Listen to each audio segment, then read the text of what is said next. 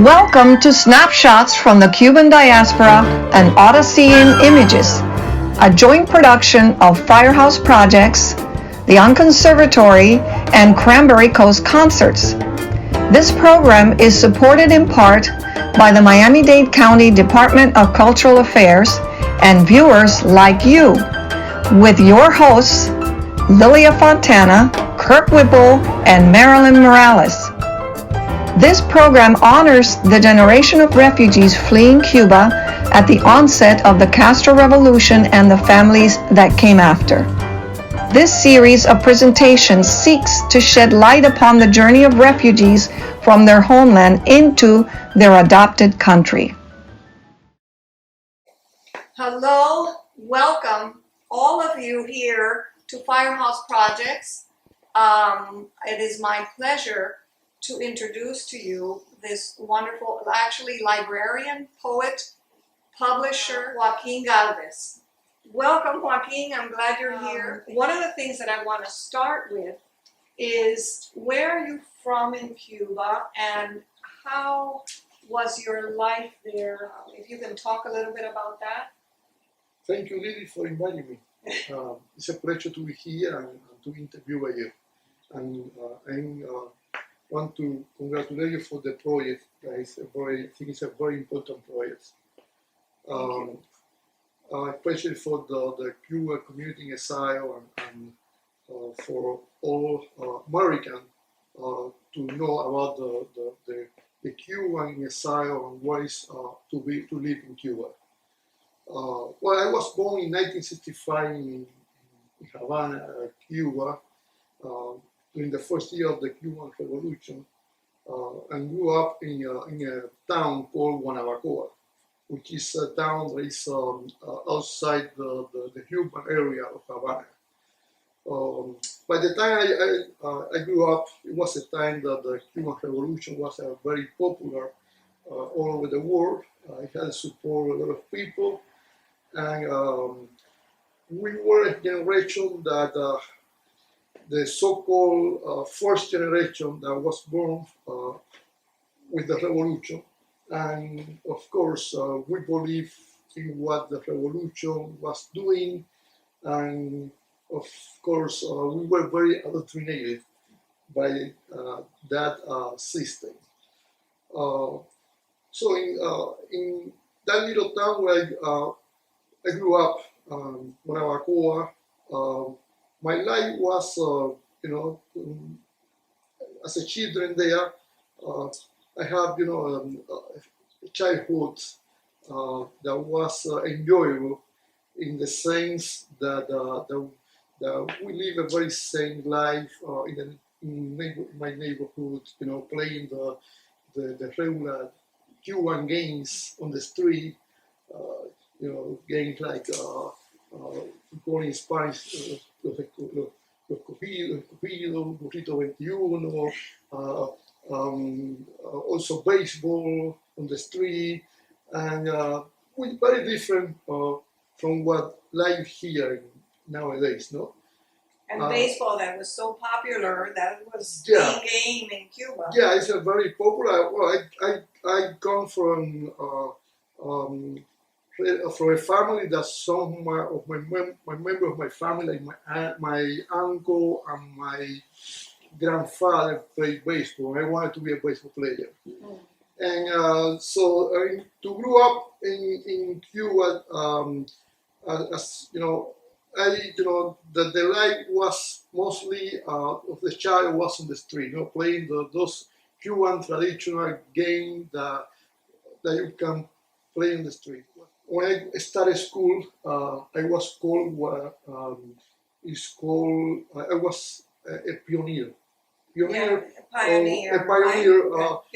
pionero, which has to be integrated to the Cuban Revolution, had to follow all the doctrines, all the instruction, all what the doctrines say about of a revolutionary person has to meet, and of course the famous phrase "pionero pioneer for communism, we would be like Che, Right. you know.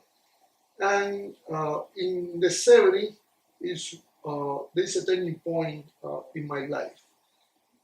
It's when the whole Maria exodus happens. You know, when some people, you know, Cuban people who went, you know, in favor of the Cuban Revolution, or they were disappointed with the Cuban Revolution, they got inside of the the Peruvian embassy in Havana, 1980. 1980. Okay. You know, until that point, you know, many of us, most of us, especially in my generation, you know, believe in the revolution, in the legacy of the revolution. As I told you, the revolution had a lot of popularity all over the world, a lot of, you know, statements from all over the world came to Cuba, and Fidel Castro, the commander-in-chief, was very popular at that time. But when that happened, the Maria exodus, I think it was a turning point in the life, especially of my generation. What led to that point? Because it must have been, I know we've talked a little bit about, I guess the 60s was like a honeymoon stage for the revolution, and the new generation being born, like you, you were a product of the revolution. Right. So it's interesting, a lot of your generation came out of Cuba through the Mariel. Right. So, well, I think that the people who came by the Mariel exodus were mostly people from the previous generation, people who didn't leave Cuba in the 60s or the 70s because they still believe in the revolution until they realized, you know, that the revolution was not what they saw at the beginning. There was also one fact, you know, that determined that, like in the 78, 79, the Cuban community, you know, the so-called la comunidad. in Miami. From or people, the Cuban exile who were allowed to go to Cuba in the 78, 79. Remember, Cuba was very isolated from the rest of the world. Yeah. Until the late 70s, the comunidad, the people from the Cuban community in exile went to visit their relative in Cuba.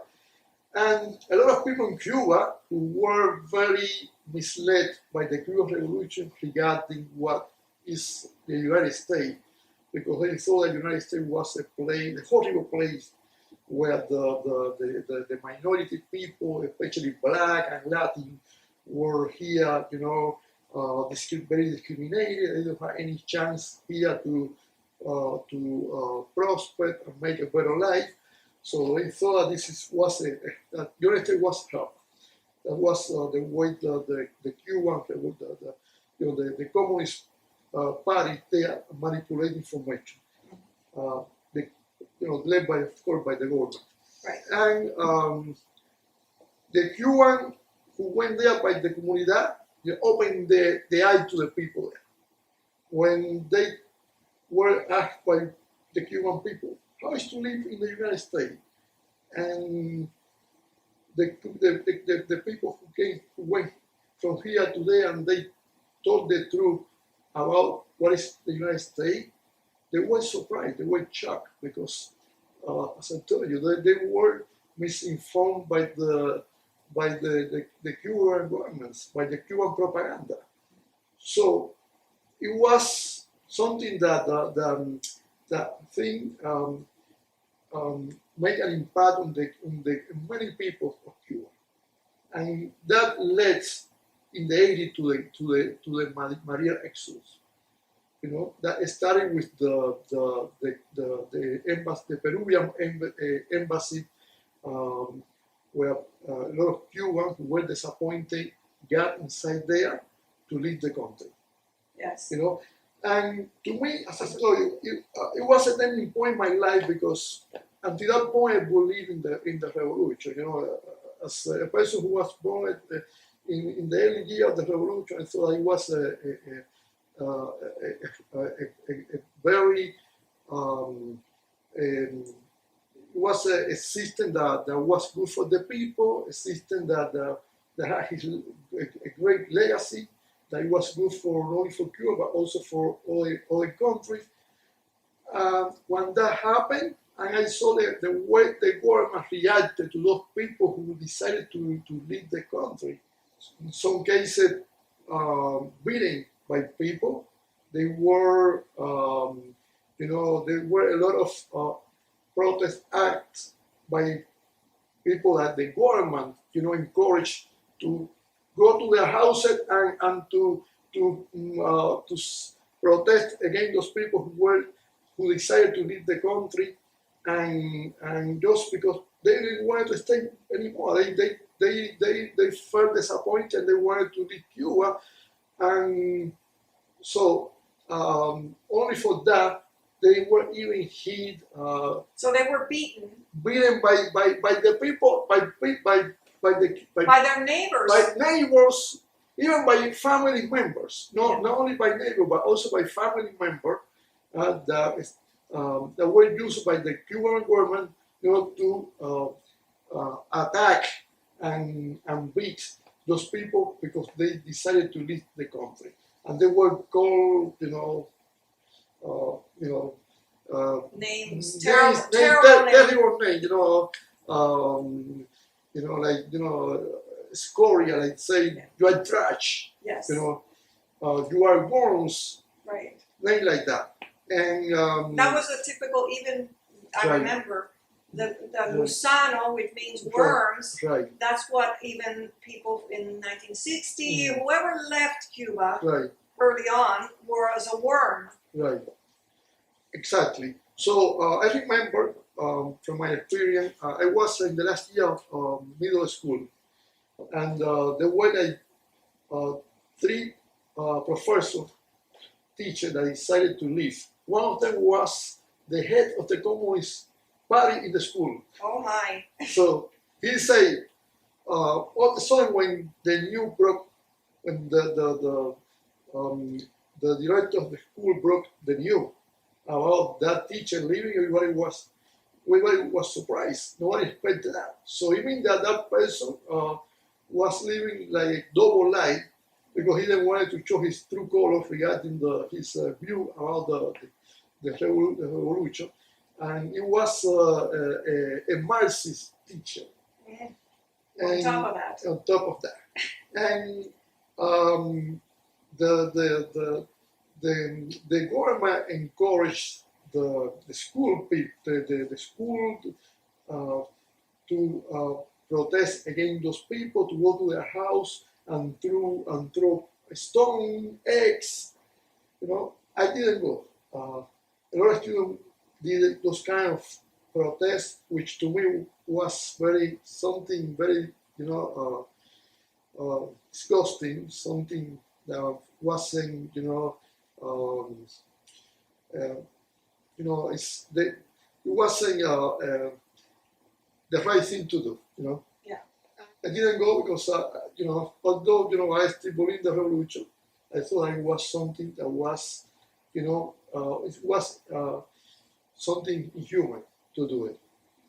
And I think from that moment on, I started getting in trouble with the system. In trouble per se, or in your mind you were questioning? No, I was questioning. Okay. I was questioning the legacy of the revolution. And now, okay, we got to the 1980 and the big Mariel boat lift. Yes, which was a complex situation. Mm-hmm. Yes, there were tons of people that took advantage of leaving with various excuses. I've heard this, that the government decided to empty out the insane asylum, the jails, and just throw in whatever people that weren't producing, I guess. And in that, and correct me if I'm wrong, homosexuals were thrown in that. And a lot of people that wanted to leave because they wanted to leave started to say, I'm a homosexual, so that they were thrown in that as well. Yes.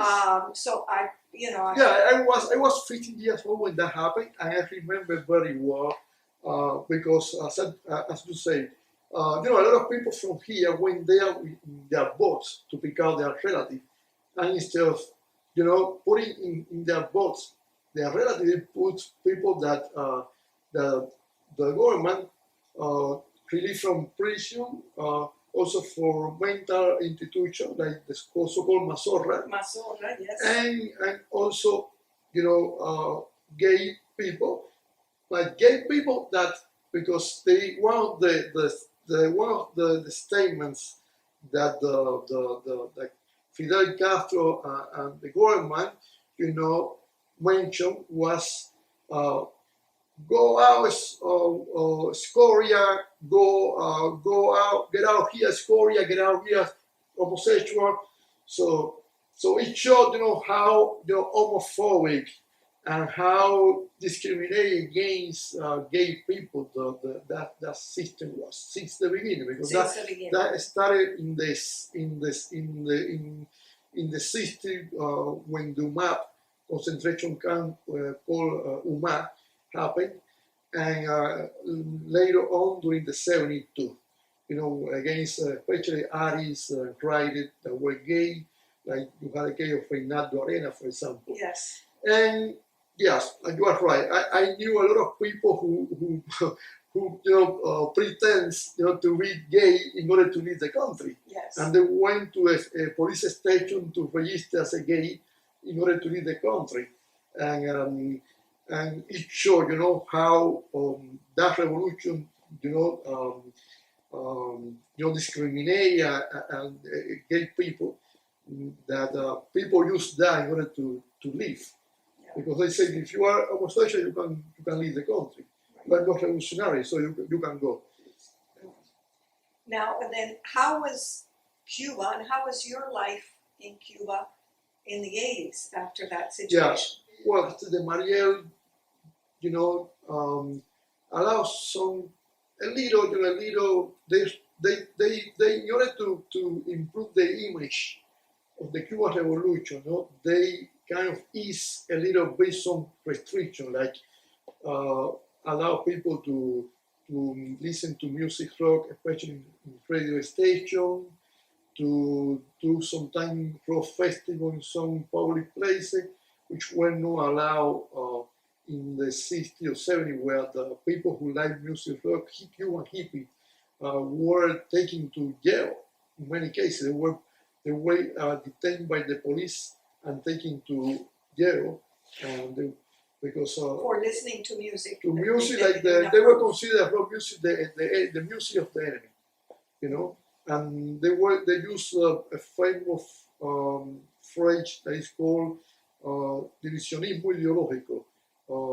Maybe it's English. It's ideological divisionism. They use that for people who like American culture, especially music, like the rock music. I was very young. I was I was 16 years old when I started the high school, and I like rock music. And at that moment, there were a group of young Cuban I would go freaky. The freaky were like hippie in the 80s. And at that time, we were doing party where we like to dance rock and listen to rock bands like the Beatles, the Zeppelin, Rolling Stone, Pink Floyd, Queen. And although they give that kind of, let's say, a little freedom, but you were not seen by the Cuban government, or by the people who represent the Cuban revolution. If you Comité de Barrio. Yeah. The neighborhood watch. The so-called CDR, CDR, yes. Cuban Committee of the Revolution, that were created in order to watch people in the neighborhood to see what they were doing, they can denounce, they were there to denounce people who were doing activities that they consider um, up to the revolutionary person. Yeah. And well, we were supposed to be the new man. Yes. What the Che Guevara called the creation of the new man. Yes. We were the generation that was supposed to be the ideal new man. Yes. Born there to be to have all the revolution, communist standards, and be a good defender of the revolution, hate the United States and American culture, and to be a world Marxist and Leninist ideological defenders. So the freaky like myself, who like American music, we were well seen by the people who have the communist member of the party in the school, and therefore, I got in trouble for that. I was accused to be a ideological diversionist. And what did they do exactly when you said trouble? Was that in your records? Yes, right. It was in the record. I want to look back when regarding this topic. I was recommended to be a member of the Cuban Communist Youth. Yes. In ninth grade, by then in middle school, because I had good grades, and they considered me a good prospect to be a future communist. And when they pick you, if you don't go to the country, you were afraid not to say no. And I say okay. And I said that. But as I was telling you, because of my, my preference for Cuban culture, for American culture, for music, especially for the rock music, when I was in high school, I got in trouble for that. So I was starting to being accused that I was a ideological diversionist because of that. So they put me like in a trial. Oh. And in school, there was a trial. When you had those kind of behavior that they consider politically correct, and they accuse you, it happened to myself because I didn't meet the requirement, the standard that they think that were the real attitude of a Cuban or a future Cuban communist. They try to counsel you, but at the same time you feel that you are being accused. And sometimes they treat you very bad, like happened to myself. Because, for example, they consider that in the school, if you don't contribute to denounce other people or other your classmates because they didn't do something right, you were not a good communist. Battle, Yes, which is telling. Right, to telling. Yeah. In English, it's snitch. Right, exactly. So because I didn't. So they created a snitch society. Exactly, and because I didn't do those kind of acts, which I, didn't like it, I considered that to be a bad thing, but for them it was the way a communist or revolutionary has to behave in order to defend the Cuban Revolution. And so that trial was something that I feel humiliated the way they treat me. The thing that they told me that I was a zero in the left because I didn't denounce other people that were doing something like academic fraud, And I remember I told one of them, well, if that's the case, I feel that the zero in the left is more useful, More useful. more useful, more, yeah, because I wouldn't do that kind of act against a classmate, even if that classmate is committing fraud, academic fraud. And also because I didn't went to political manifestations.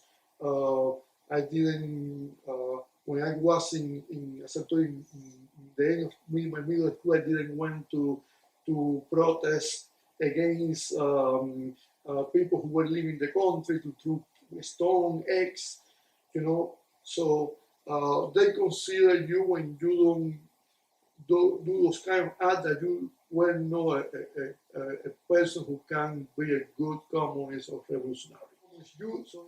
And they expelled me.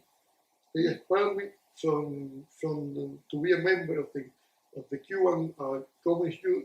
And what repercussions did it have for you in being expelled from the communist youth? I wasn't considered anymore the same student. I was at the end allowed to go to university, and in 1983 I started studying medicine. The medicine career in 1982 became an organization because the Cuban Revolution wanted to use the medicine as a way to export revolution to other countries and to use doctors as a way to export the revolution and show the world how good the healthcare system was in Cuba. And I started in 1983 studying medicine, but I got disappointed because one of the things that they wanted from any student once they graduated was to study the specialists that the revolution needs. It wasn't what you choose, it was what the revolution wants and what the revolution needs, because the revolution will choose for you. And maybe they need you to go to another country like Africa or Latin America or Middle East country, so you have to go there because the revolution needs you there. Now, So is it true that these exported doctors paid the government of Cuba X amount per doctor that got sent? Yeah, I have friends who became doctors, and that's what they told me. That's what they told me. They had to pay part of their salary to the Cuban government. So it's a way to gain funds for the government as well, the government of Cuba. Right. Remember, the state is the one who controls the economy in Cuba as a totalitarian system. I lasted very short as a medicine student for the thing. I didn't like the way they want doctor to be, and I didn't like the way they treat me because when I started there, I went there with the reputation, the bad reputation that I carried from my previous year when I was in high school, was pointed as something that was not politically correct. And I decided to leave the career before they expelled me. But from that moment, it was very difficult to. You will be called by the military service. And when you are called by the military service, they can send you wherever they want to send you. And at that time, they could send you to places like Angola, Ethiopia, where a lot of Cubans had died. I had to work in kind of job that maybe were not the best job for a person who wanted to have a better life. I will tell you a story. At that time, the CDR, the CDR, the Cuban Revolutionary Committee in the neighborhood, and I wasn't working during that time, they called me, the police called me, and they told me, we know that who you relate to, and we know you, and you have to find a job right now, because if you don't find a job right now, we will take you, we will give you the job. I told them, what kind of job you can give me? And they had 3 jobs for me. One was to be a street sweeper. I was a grave digger in my town cemetery.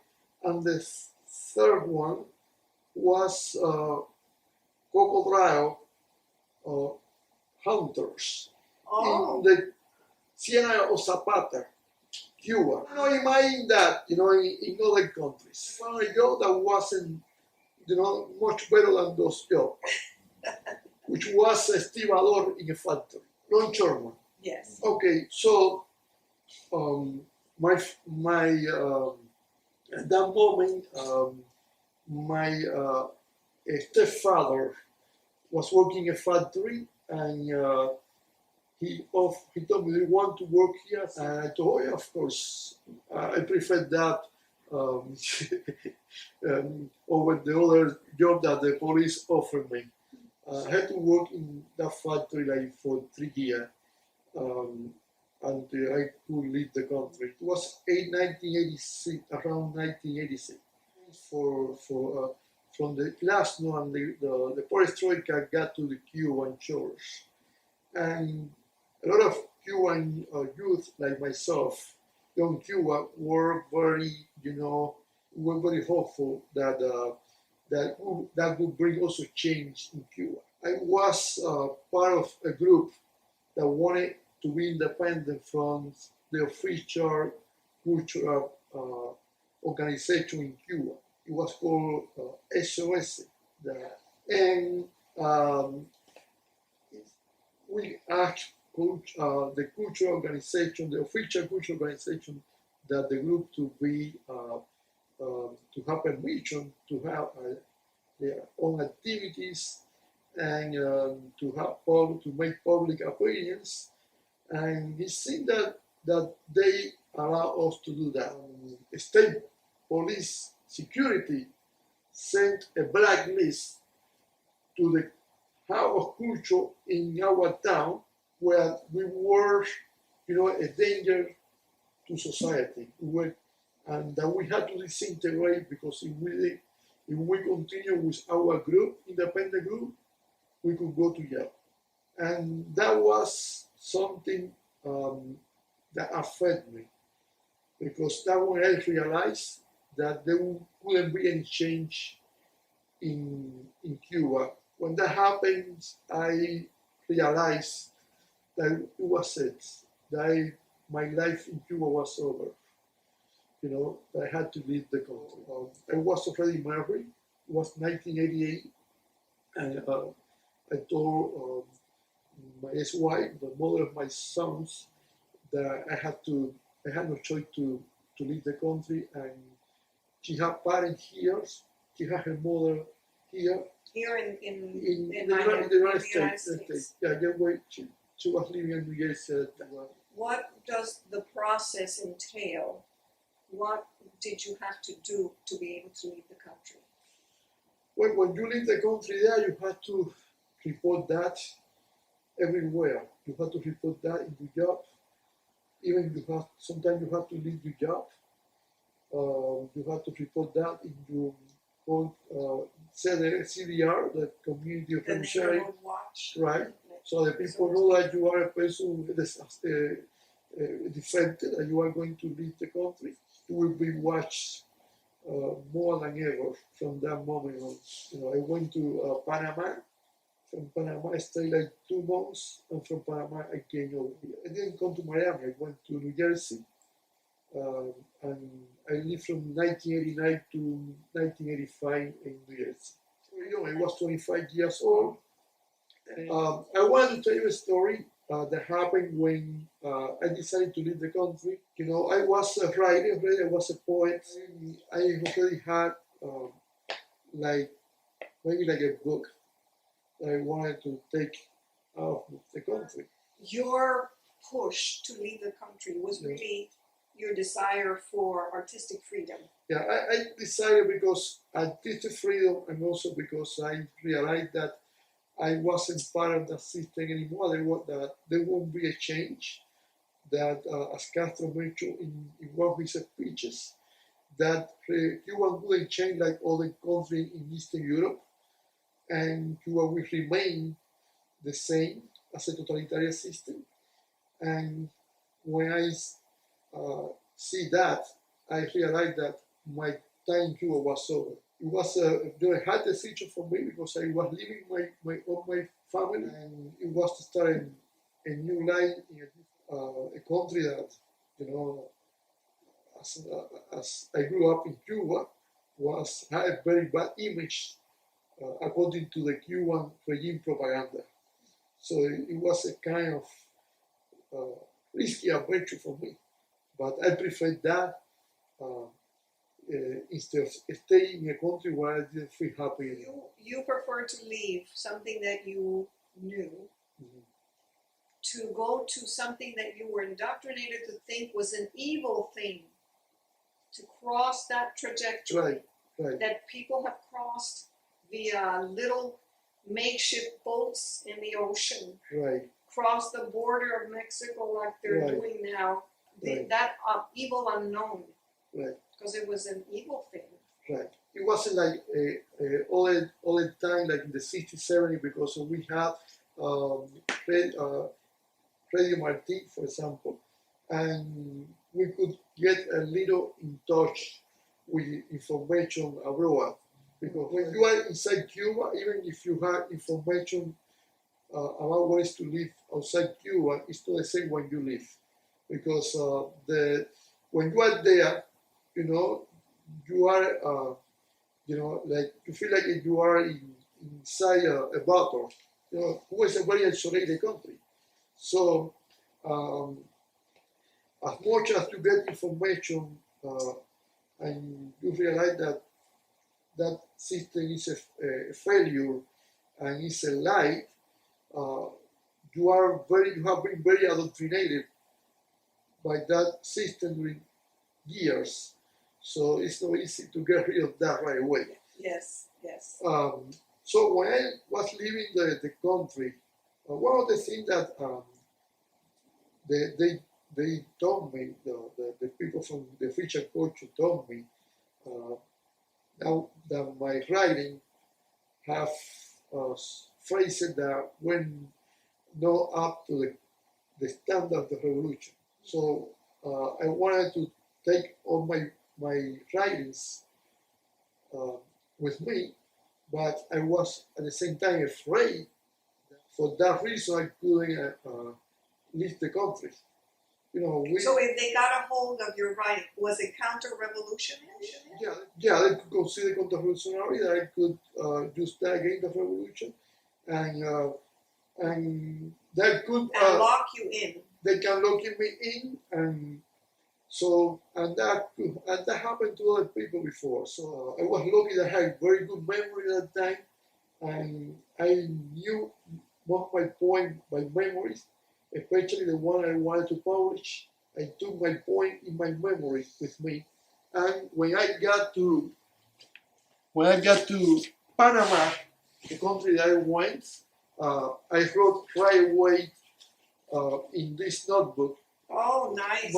My poems. I wrote my poem in this notebook before I forgot. Yeah, to me it have a great value because this was what I brought from Cuba. A poem that I wrote when I was 19 years old until I turned 24. And How many poems are there? No, he has maybe around 40 points. Poems that I didn't publish, but for me they were very important because I wrote when I was very young. When you are under the Cuban police or the Cuban authorities, you are not safe, and you feel kind of paranoid. Yeah, I went to Panama and. As a what? as an exile? How did you get a visa? Yeah, that time was the time that Noriega was president of the state of Panama, and they have ties with the Cuban government, and they charge a lot of money to the Cuban who live in abroad that wanted to put a visa to take out of the country a relative. So my mother-in-law, they paid for that visa in order to live, and that was the way it was for a lot of Cubans who wanted to leave the country for wanted to leave Cuba for a third country. Okay, so relatives in the United States would pay Right. for that visa To leave through a third country. A third country. Yeah. And well, during the years I lived in New Jersey was a big change in my life. It's a very cold place. I come from a tropical country, and also the language. Maybe people who come here, come to Miami, it's easier, to get used to the new life, no? Because it was more American place. During my 3 years, especially the first year, I dedicated myself to learn try to learn the language as much as possible, and also I was working very hard. So later I went to one university in New Jersey State College, to take classes. In 1993, I met a Cuban poet there who had a magazine. That magazine called State. Okay, S-T-E-T. S-T-E-T. I made my first publication in this magazine. Are some of these early writings political? Not really. They weren't not like political, but for the Cuban Revolution, they don't meet the political standard because they consider that very pessimistic. Can you read a little bit? One of the poems that I wrote in Cuba was published in my first book called Alguien canta en la resaca. And this book has poems that I wrote in Cuba, I wrote in 1987, that more or less reflect my life as a rock lovers and as a freaky. And this point is a reflection of that experience. Canción de la Bitlemanía. Canción de la Bitlemanía. Yo también fui gloria de la Bitlemanía. Renuncié al cielo a ver si encontraba un diamante y solo apareció Lucía junto a otros escarabajos. Yo y Lucía haciendo el amor recostados a un poste de la avenida, dejándonos morder por el perro del amor en los festivales del sábado, condenados por esos caballeros que conservaban la bendición tediosa de sus muebles, el gesto monárquico de la flema inglesa. Yo también fui gloria de la bitlemanía. En las aulas no diseminé el incienso del estudio individual. Einstein decidió estirparme la teoría de la relatividad. Solamente aprobé el pleito de las piedras rodantes, el resultado del último hit parade. La desavenencia con mis padres hicieron que entrara el lodo en mi corazón y me fui a dormir a los parques. En una gota de rocío quedé amparado. En una gota de rocío aún deliraban los punteos del guitarra. Yo también fui gloria de la bitlemanía y me he emboscado este tiempo solo, ensimismado entre cuatro paredes. El tocadiscos sigue encendido como si no existiera el final de este largo y tortuoso camino. Es que viajamos en un submarino amarillo para llegar al fondo de la desesperación, o en Liverpool el tuit ya no muestra sus frijoles mágicos, porque la utopía es una isla que nunca se dejará habitar, otra muchacha que se suicida por el silencio que cierra el concierto, hoy que no se espera la firma de un autógrafo y todas las pistolas de ayer optan por enfriarse, una canción heredamos para que se prescinda de los atavíos del tiempo.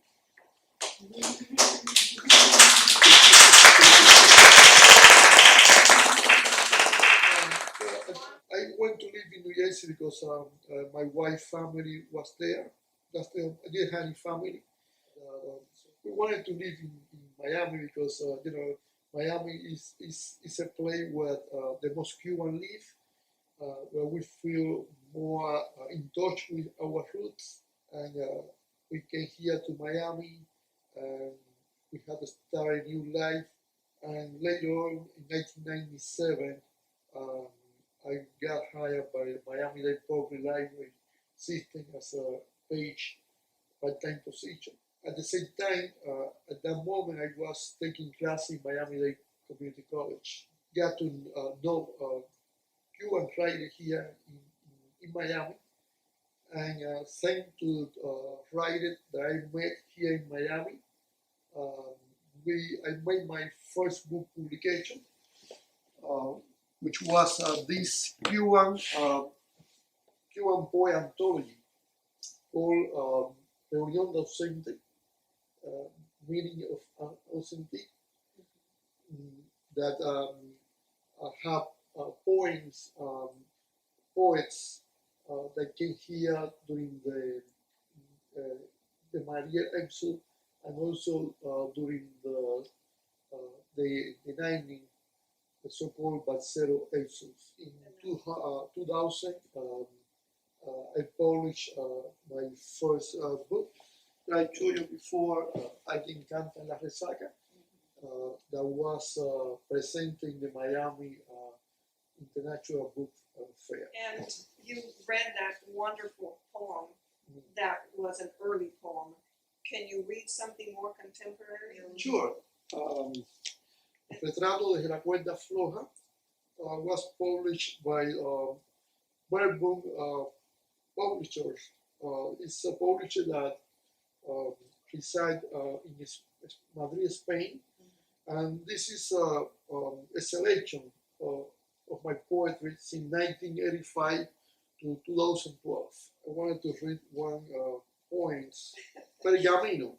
El tiempo de las vacas gordas se desinfla en el puente del ahorcado. Mi abuela, soberana con su lengua de medianoche, bailo danzón sobre un ladrillo, inventando al caño y sus maravillas. Mi abuelo hoy nos regresa con el bolsillo vacío, lo ha llenado de adrenalina tras un jorrón de sagüita. Ellos dicen que hubo un tiempo en que, mientras tanto yo cazo arañas para alimentar mi quimera, cojo suelta la botella y Chaplin me vuelve a tomar de la mano para que sea el vagabundo de cada domingo, el ánima sola, la casa de las cadenas. He sido bofeteado por un guije, si en casa el pan que nos reconoce la noche, ¿cómo darle de comer a los guijes?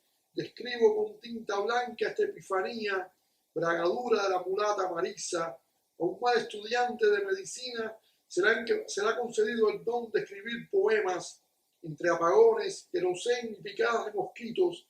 Porto el entresijo donde se descubre el azul de esta isla. And she's buying the stairway to heaven. Perpetúo el instante ante que este poema sea una despedida.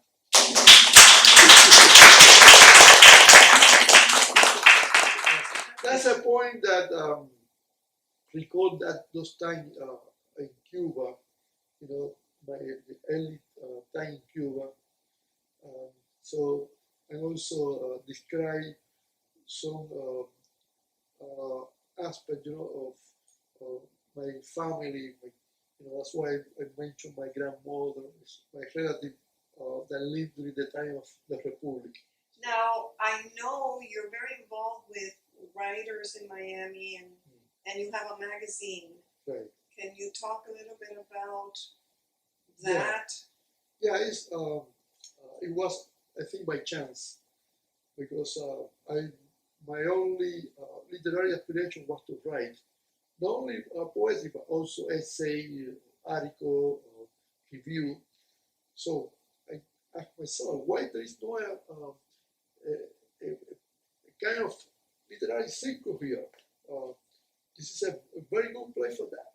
So I was very inspired by the place, and I talked to the owner of Café Demetrio, Senor Mr. Demetrio, and I told him, if you allow me to do here like a we call tertulia, literary circle, I promise you that I will do this in a very serious, formal way, because I think it's a good place for people who are interested to attend literacy events here in Miami.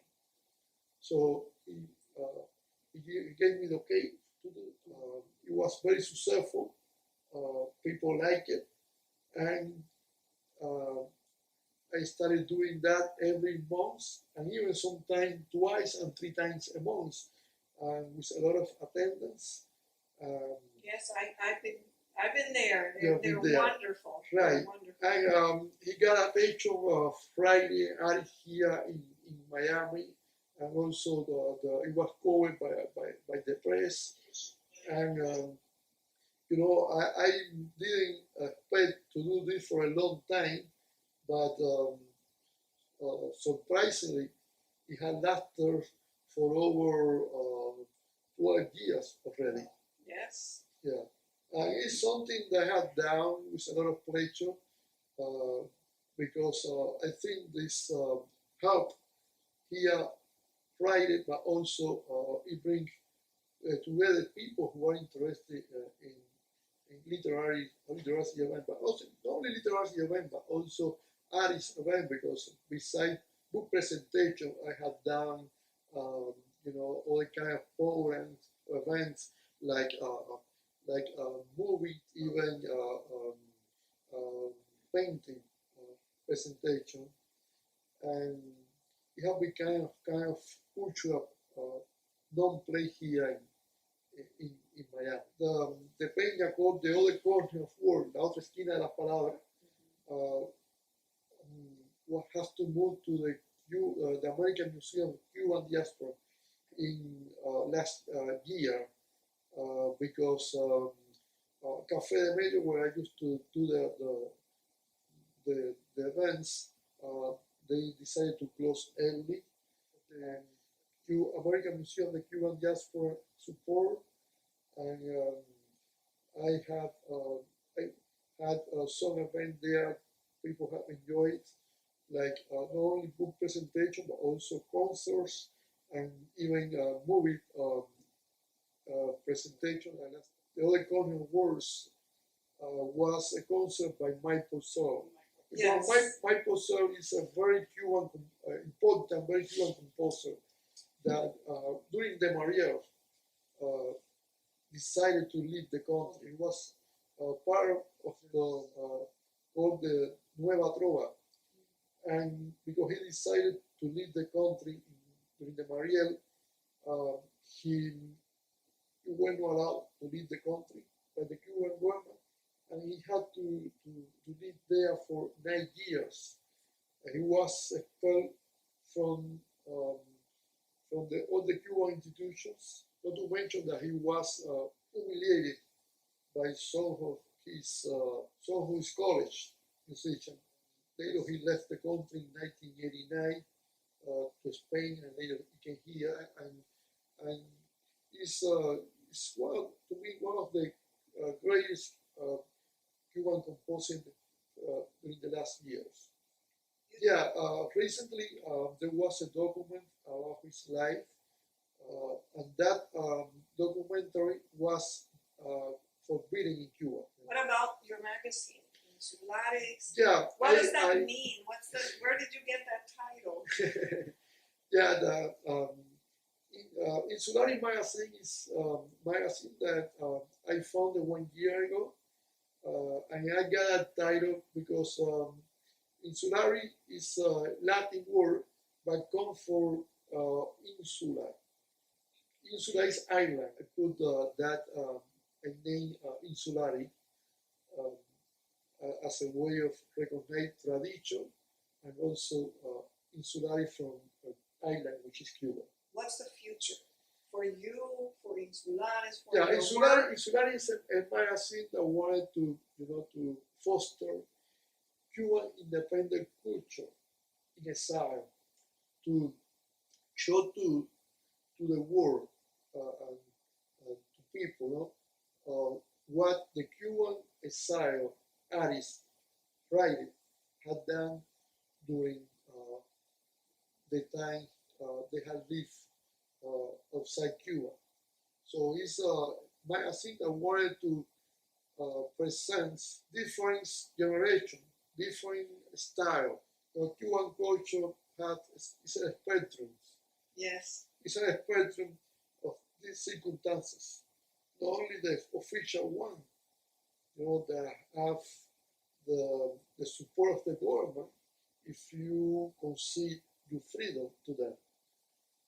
So there have been a lot of right that broke tie with the official culture. Like some of them came here from the Mariel, for example, others during the 90s, or others in the early year that are not very known. So that people know about those writing and artists that are not the one that sometimes are more publicitated by the official culture. As a matter of fact, their names don't appear in the so-called Cuban Wikipedia called Ecurre. If we want at the moment in a future Cuba, think that the culture function better when they are independence. So that's one of the main objectives of Insularis magazine.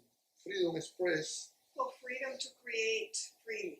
Right, because one of the damage that one of the intellectual damage that the communist system have done in Cuba is to confiscate freedom. Because I was going to see if our audience here, that I'm very grateful for your patience, but I think we should applaud.